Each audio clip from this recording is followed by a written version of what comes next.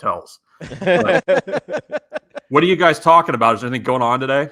No, it's been a pretty slow day. Yeah, we've just kind of been hanging out. Nothing going on. I went to as a Miller North guy, you'd appreciate that. Went to the Eric Crouch street unveiling yesterday. Yeah. So where is it? Where's the street? So it's right outside the baseball field. So it's a section of 144th.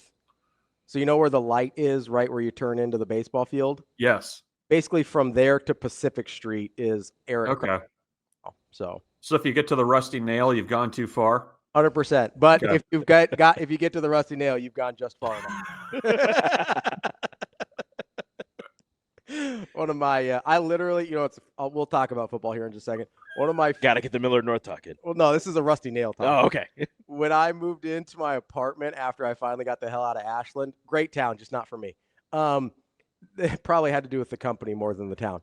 But when I moved into my apartment, I literally picked the apartments behind the Rusty Nail because I was like, I can walk to the bar. Well, now they got like a Dunkin' Donuts in that corner. That used to be like there was a Quick Pick, isn't that what it was called? So that was on. It was a little bit further down. There was a gas station that's now a mortuary, which is odd. That's and then the Dunkin' Donuts is on the corner there too. It was a nice little apartment complex to live in. Nice. You had everything you needed right there. Yeah, and if things went poorly at the bar, the mortuary right down the road. So life and death. Go. It's already halfway there.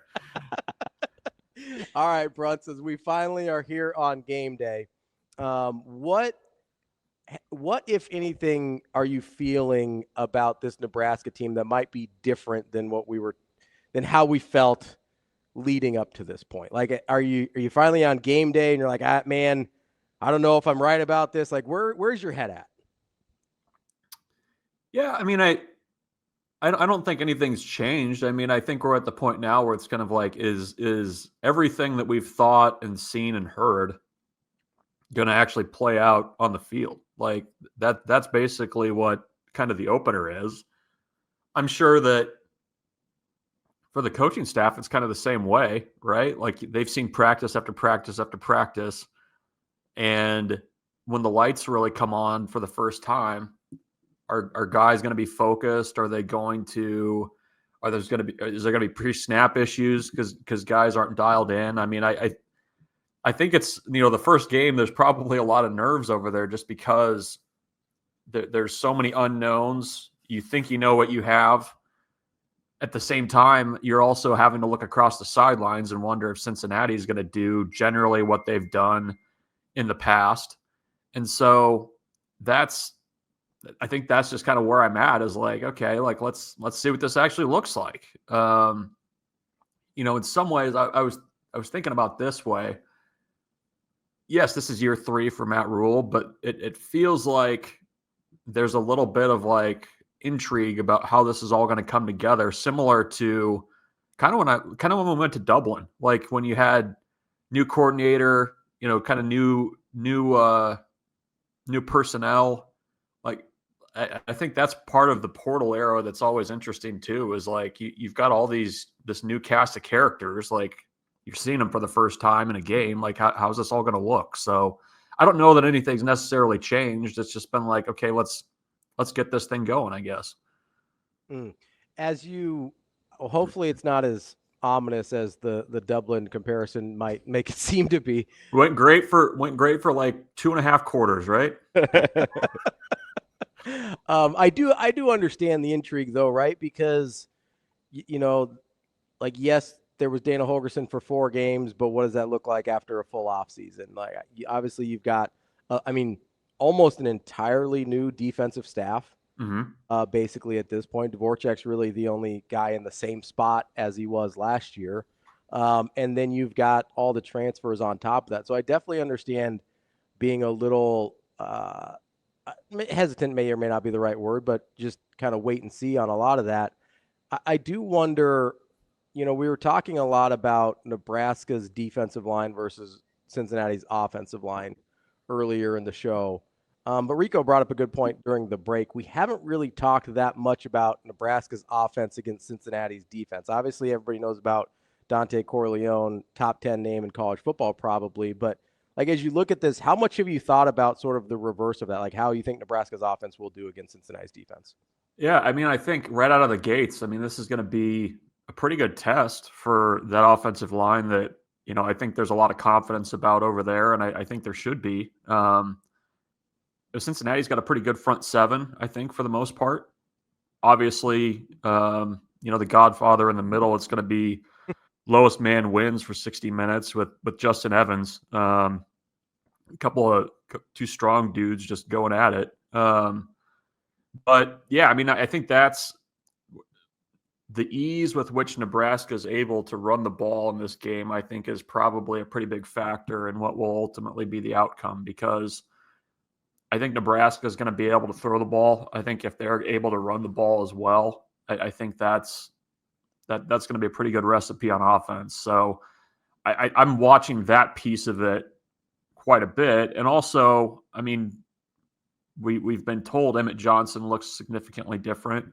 We haven't seen the guys behind him. I mean, I think the Nebraska running game is probably going to be under the microscope quite a bit tonight to see whether they can make things happen and move the ball and kind of stay on schedule. I mean, if you're able to stay in second and short, third and short, I have a reasonable amount of confidence that Dana Holgorsen is going to be able to also find some big plays in there too. So, running the ball is always imperative, but I think in this one against a decent Cincinnati front seven, I think they're going to have to be able to do that early on. Now, I was listening and there was a clip where Dana Holgorsen mentioned how, he got kicked out of the air raid club and they're going to run the damn ball. And you kind of answered it, but I was going to ask, how quickly would Nebraska abandon the run if that front seven for Cincinnati was shutting them down? I mean, they have a whole bunch of weapons in the wide receiver room, and your tight ends are doing things as well. But if Nebraska is truly trying to run the ball, if they can't get any traction on the ground, how quickly do you think they'd be able to give that up or willing to give that up? Yeah, I mean, I guess you gotta do what you do and how you can move the ball. I mean, I think probably the X factor and all that is what involvement the running backs are going to have in the passing game. I mean, you go back to the end of last year, and Emmett Johnson was a huge piece of what they were doing in the passing game with a lot of success. And I don't foresee that changing this year after a full offseason. Like, just looking at the strengths of Mekhi Nelson, Isaiah Mosey, and Emmett Johnson, that's going to be in there. So do they abandon the run? Maybe not. But, I mean, I think they've got other tricks to kind of loosen things up a little bit if they're not able to move the ball on the ground early on. But, I mean, I go back to the spring, and Dana Holgorsen was talking about the work that they were doing with the interior run game. I think Nebraska's interior offensive line is very good. Like, I like that move of Justin Evans to center. Rocco Spindler, you didn't bring him in here to just not run behind him. And I think that's a big piece of it. And Henry Lutovsky looks as good as he's ever looked during his Husker career. So I don't think they're going to be quick to pull the eject button or the eject cord Something. lever. Ejectocito. Yeah. So I think they'll continue to do it, but I think they also will be able to sprinkle in some other things that'll keep Cincinnati honest as well. So, Bruntz, we've talked a lot about over the offseason about areas of improvement. And, I've talked a lot about defensive line. We're talking about offensive line. We're talking about running game. We've talked about, we kind of like the wide receiver room. We kind of like the tight ends, whatever, right? Have you allowed yourself to, I guess, explore what I consider to be probably the most likely possibility that Dylan is just a lot better this year? Yeah. Right? Because that's the most likely possibility of all the things we've talked about. I would say in my opinion, the most likely thing that's going to happen is Dylan just looks like we think he could. It's do you think Nebraska fans are like unwilling to accept that? Like, it seems like it hasn't been talked about very much. It hasn't. I think there's probably a lot of like scar tissue baked into that, right? Sure. Yeah. Like Adrian Martinez freshman year to sophomore year, like Nebraska was pretty much ranked based on whatever that was going to look like. Yeah. In a sophomore season. I think I think that you have to probably entertain the fact that Dylan Raiola is a significantly better quarterback than he was last year. Um, the thing that I'll be curious to see tonight is whether or not he's going to make 3-4 throws that he didn't make last year on deep balls, on fitting things into tight windows. And I think that's the next step. But I mean, his command of the offense, I think, is in a really good spot. I think a full off season with Dana Holgorsen is huge. And I think just Dana kind of hammering home the efficiency thing, like take the checkdowns, keep things moving. Like you hear things over and over and over again for almost 9 months now since the last season ended. You have to believe that there's a lot of progress that's been made there. So yeah, I mean, I think when things kind of happen tonight, I think you probably need to at least be okay with the thought that maybe Nebraska's quarterback has grown and improved from what he was last year. Because I think he's got the skill set. I think he's got the mentality where there's going to be a couple games this year where Dylan Raiola is just going to have to win the game for Nebraska, right? Like we could talk about running backs, tight ends, everything else, but you've got a guy at quarterback that can get it done. I mean, that's huge. So I think that's an okay thought going into tonight's game that perhaps just maybe he's better this year. In that kind of same vein, when you talk about Dylan Raiola, and let's allow ourselves to go there for a second. Let's say he is. I'm not even talking about like all conference necessarily, just significantly better as a sophomore than he was as a freshman, with one of the best play callers in college football. And let's sprinkle in there just for funsies that special teams isn't catastrophic. What does that mean to you? Like, what does that look like in your head if just those things are different from last year? Dylan and special teams? Dylan is significantly better and special teams are not a disaster. What does that look like? Well, I mean, not a disaster on special teams was probably a win or two this year. Yeah, right. I mean, I think that's fair. I mean, special teams not being a disaster means you're closer to actually winning the field position game, which is something that Nebraska has lost with regularity for the last decade. You're able to capitalize on drives. You don't have to be nearly quite so fine to score points if you can count on your field goal kicker being able to make a 44-yard field goal. No, I mean, I just taking the Dylan piece out of it, if you're even or good on special teams, and good is probably like where they were starting from last year. I mean, if you're a 60th in the country this year, that's going to already look significantly different. But I mean, there's so many areas of the game that are touched by special teams in a significant way that if you at least are trending and getting that piece of it kind of answered, that's going to be huge for Nebraska, because there's going to be a lot of coin flip games this year. There's going to be a lot of one-score games this year, and it's just like dragging a boat anchor around trying to win those types of games when you're just getting your head bludgeoned on special teams. So, I mean, that part of it getting correct, or at least close to correct, I mean, that would be huge for this team in 2025. Now, I asked Damon this question and kind of spoke with Ravi about it earlier in the show. When you look at the defensive line for Nebraska, they're leaner. They're not as I mean, they're very big human beings, but you don't have Ty Robinson, who was massive. You don't have Nash Hutmaker, who was a polar bear, as his nickname suggested.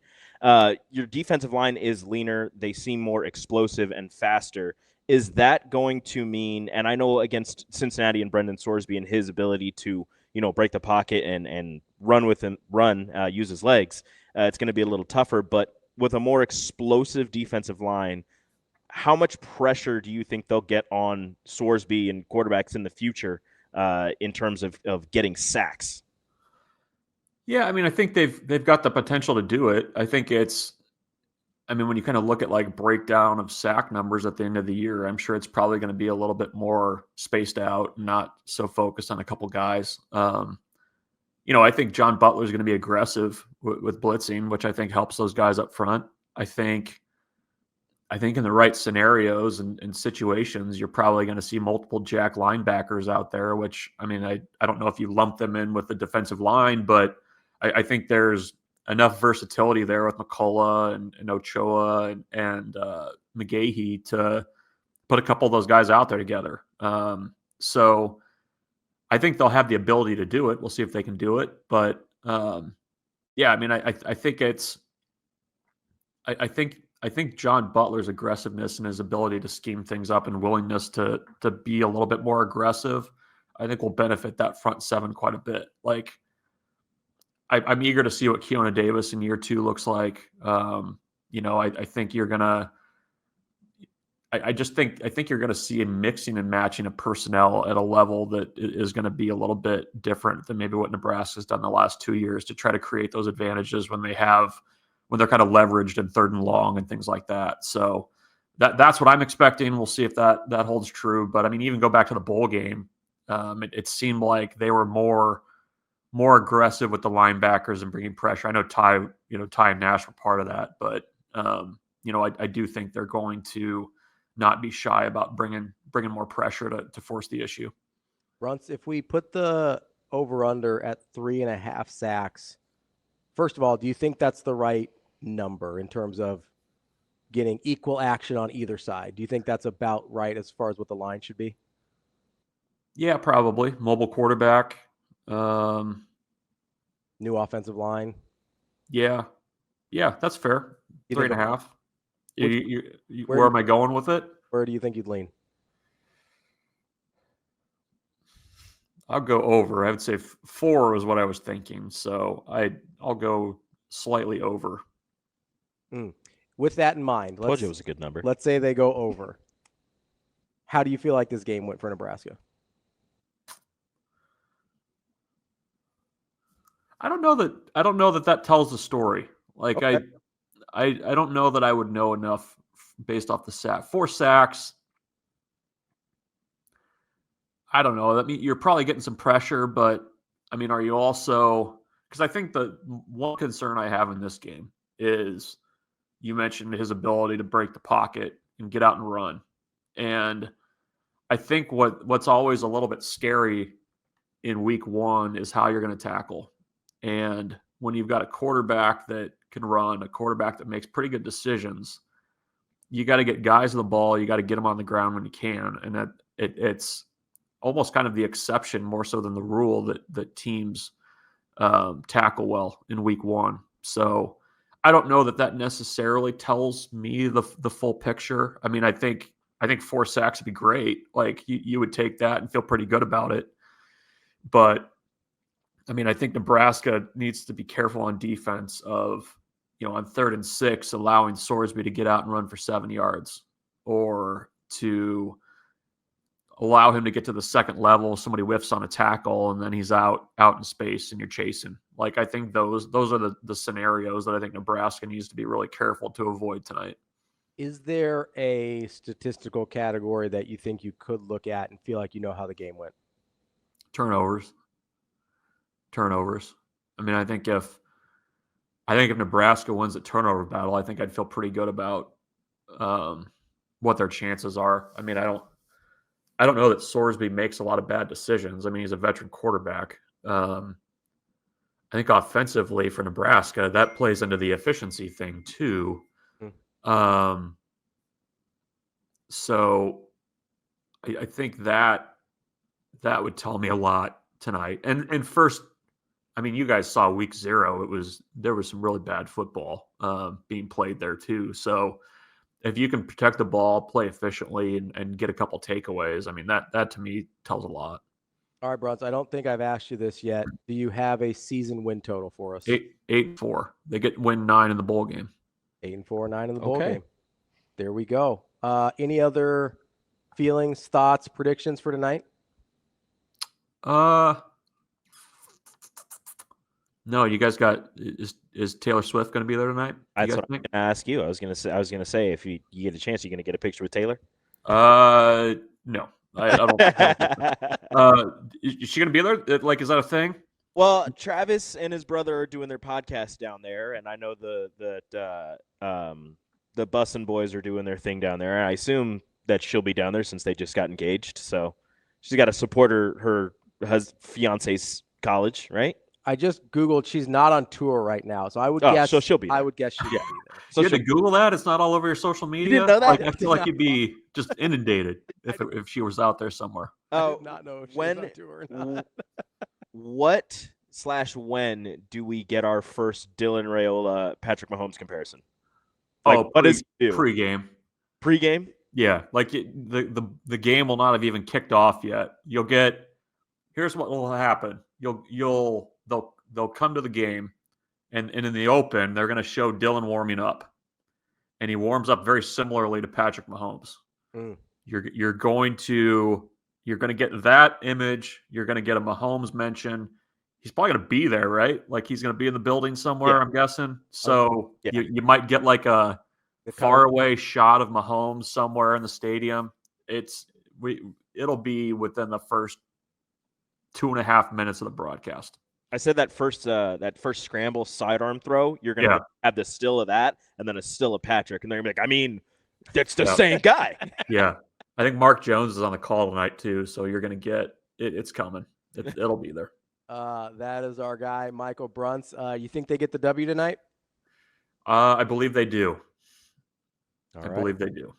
And I am willing to say that I believe they cover as well. So got the -6.5 on Nebraska tonight. Numbies. Huh?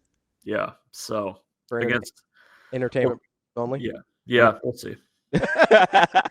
That's our guy, Michael Bruntz, Husker 24/7. Bruntz, we appreciate the time as always. You better get to KC, man. You're gonna be late. Time.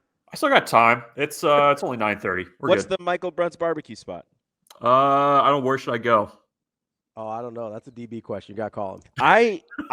Is he at the stadium already? Like, is he sitting at the stadium? He was in his hotel room about an hour ago when we were talking to him, but the first bus goes over at 12:45. Yeah. And he's like, yeah, I'm going to try not to be on that. I worry about him being at the stadium 8 hours before the game. I don't think he's going to eat today because he doesn't like to eat while he's working, and he didn't eat last night. Like, I don't think he said he had a breakfast sandwich that he didn't touch. They just stared at it. So he may not eat for like 48 hours. Oh, jeez. Might be. So just check on him for me when you get down. Yeah, I might have to get over there early and make sure he's okay. Give me a wellness check on our boy, okay? Take care of DB. All right, Bruntz, good luck. And I'm just saying, you might be underestimating the traffic a little bit. You better get on the road. Oh, okay.